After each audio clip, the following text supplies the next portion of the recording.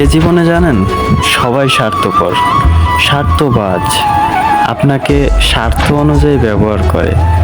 কেউ টাকা পয়সায়, কেউ অন্যান্য চ্যাপ্টারে, কিন্তু আপনাকে যখনই স্বার্থ পুরাই যাবে আপনাকে কিন্তু আর কেউ ডাকবেই না, আপনাকে কেউ পাশে রাখবেই না। একটা কথা মাথায় রাখবেন, খালি হাড় কিন্তু কুকুরেও চাটে না। যেমন একটা জিনিস দেখেন, যখন আপনি একটা চিপস কিনবেন তখন কিন্তু যতক্ষণ পর্যন্ত আপনার চিপসটা না শেষ হবে আপনি কিন্তু ওর খোসাটা ফেলবেন না, তেমনি চিপসটাও শেষ, খোসাটাও ফেলাই দিবেন। আমাদের জীবনটাও ওরকম।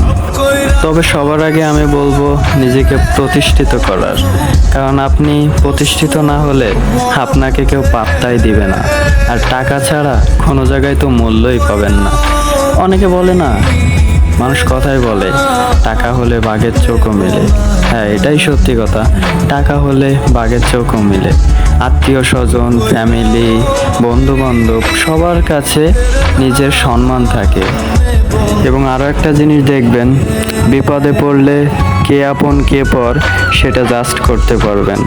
বিপদে পড়লে সবাই কিন্তু খুশির দিনে আসে, বিপদের দিনে নয়। আরও একটা জিনিস দেখবেন, খুশির দিনে, আনন্দের দিনে মানুষের অভাব হয় না, কিন্তু দুঃখের দিনে, অসময়ে কেউ পাশেই থাকে না।